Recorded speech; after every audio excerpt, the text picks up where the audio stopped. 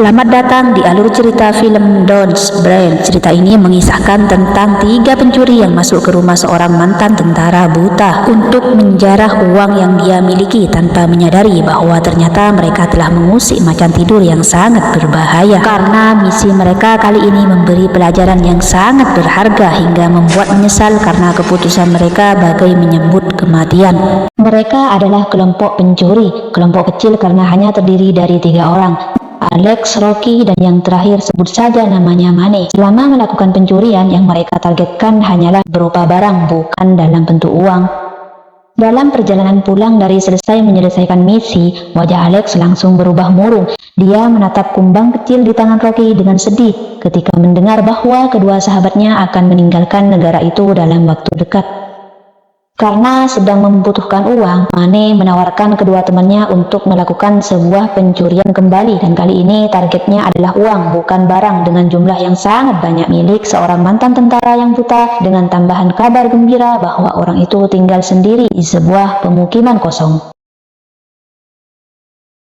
Cerita, pengintaian mulai dilakukan di seluruh area itu. Keadaan yang benar-benar sepi membuat mereka sangat yakin misi kali ini akan sangat mudah dilakukan, hingga kemunculan seekor anjing galak mengagetkan mereka yang sedang berdiskusi, dan ternyata anjing itu milik tentara buta yang menjadi target mereka. Malam telah tiba, tepat pukul 2 dini hari mereka mulai menjalankan misi. Hal pertama yang mereka lakukan adalah mengurus anjing galak yang tadi pagi menakuti mereka dengan gigi tajamnya. Semua pintu dikunci dengan rapat, bahkan kunci yang mereka bawa tidak bisa membukanya. Mungkin itu sulit untuk orang biasa, tapi tidak untuk mereka. Karena semua pintu dan jendela bawah tidak bisa dibuka, Rocky akhirnya memutuskan untuk naik lewat jendela atas. Dengan remote kontrol pemberian Alex, dia bergegas untuk mematikan alarm peringatan sebelum habis waktu 30 detik yang diberikan. Di luar ada sedikit ketegangan karena Mane tidak menerima Alex menaruh perasaan kepada Rocky. Pertikaian antara Alex dan Mane berhenti ketika yang menjadi penyebab mereka bertikai muncul di hadapan mereka. Begitu melepaskan sepatunya, mereka mulai berpencar untuk mencari letak keberadaan uang itu. Di antara mereka hanya Mane yang tidak waspada, bahkan dengan entengnya dia menghidupkan lampu hanya karena yang dihadapinya adalah seorang laki-laki tua lagi buta. Mane masuk ke dalam kamar pria tua itu, di mana pria tua itu sedang terbangun dari tidurnya. Sedang dia tersenyum meremehkan ketika melihat pria tua itu kembali tidur, sama sekali tidak menyadari kehadirannya, hingga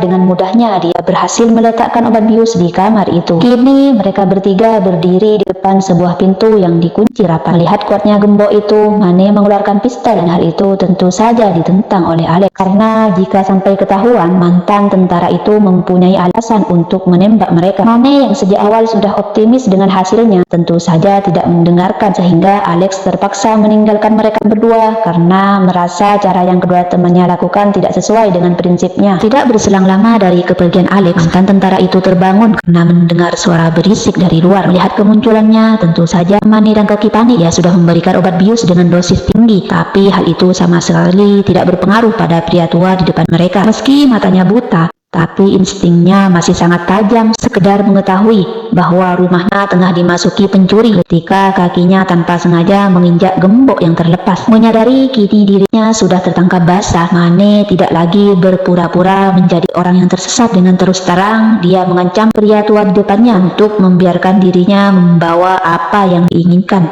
yakni uang. Rocky yang sadar keadaan berubah genting berjalan mundur dengan tetap berusaha untuk tidak bersuara. Suara letusan senjata membuat Alex mengurungkan niatnya untuk pergi. Ia kembali berputar arah, kembali pada kondisi di dalam. Mantan tentara itu tidak mendengarkan ancaman Mane. Dengan mudahnya dia dapat membalik keadaan, merebut pistol di tangan Mane hingga nyawa Mane berakhir di tangannya. Karena Mane hanya menyebut dirinya seorang yang datang untuk mencuri, Rocky dengan mudahnya berhasil bersembunyi di lemari pakaian. Dia menangis, sama sekali tidak menyangka misi yang awalnya dianggap mudah malah menjadi kuburan untuk mereka sendiri. Di lain sisi, Alex hampir saja bertabrakan dengan mantan tentara itu. Dia berusaha tidak menimbulkan suara ketika pria itu setidaknya Alex harus bersyukur karena kebutaan pria itu keberadaannya tidak diketahui. Dia membaca SMS yang masuk dari Rocky, di mana dia memberitahukan bahwa Mane dibunuh dan dirinya membutuhkan pertolongan karena terkurung di dalam lemari lemari pakaian. Selesai mengirim SMS, Rocky berniat keluar dari lemari pakaian, tapi dia kembali masuk dan bersembunyi ketika pria tua itu datang dan kini dirinya berada dalam satu ruangan dengannya. Perasaan takut yang tadi dialami Rocky berubah antusias ketika melihat pria tua itu membuka berangkas untuk mengecek isinya. Dia yang buta tentu saja tidak sadar kalau kata sandirinya kini telah diketahui oleh Rocky. Di samping itu, Alex merangkak untuk sampai di tempat Rocky dan dia tertegun ketika melihat Rocky membuka sebuah berangkas dengan banyak sekali uang di dalamnya. Langkah mereka terhenti. Mereka sama-sama mematung ketika berpapasan dengan pria tua itu, di mana pria tua itu sedang berusaha menyingkirkan mayat Manny. Meskipun buta, tapi pendengarannya sangat tajam. Dia dapat mendengar suara gesekan sepatu Alex dengan lantai sehingga dia mulai antisipasi, yang mana responnya itu membuat keduanya ketakutan.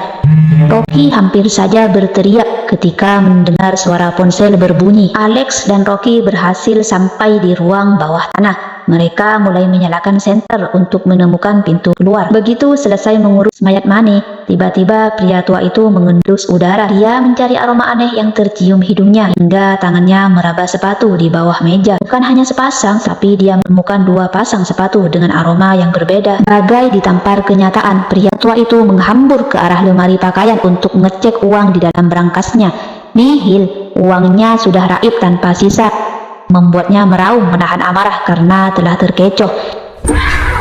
Di ruang bawah tanah, Rocky berteriak ketika seorang wanita yang terikat tiba-tiba saja hendak meraih tubuhnya bersamaan dengan bunyi lonceng yang dapat didengar oleh pria buta itu. Keadaan wanita di depannya yang memprihatinkan membuat Rocky tidak kuasa untuk tidak menolong. Ia melihat potongan koran yang disodorkan. Akhirnya Rocky sadar bahwa wanita di depannya adalah Cindy, wanita yang telah membunuh putri pria buta itu. Suara langkah kaki terdengar berderap dari lantai atas. Bagai diburu waktu, Rocky bergegas membuka kunci yang mengikat tubuh Cindy dengan dibantu Alex. Meskipun sedikit kesusahan, Alex dan Rocky berhasil membawa Cindy sampai di depan pintu yang mengarah keluar. Dengan tangan yang gemetar, Alex mencoba semua kunci untuk membuka pintu kayu itu dan salah satu kunci berhasil membukanya. Hanya saja mereka tidak sadar bahwa pria tua itu menyambut mereka dari luar dengan pistol yang mengarah ke arah mereka. Suara tembakan terdengar membabi buta. Alex dan Rocky secara cepat bersembunyi. Di balik persembunyiannya, mereka menyaksikan bagaimana pria tua itu menangis ketika menyadari bahwa Cindy mati di tangannya.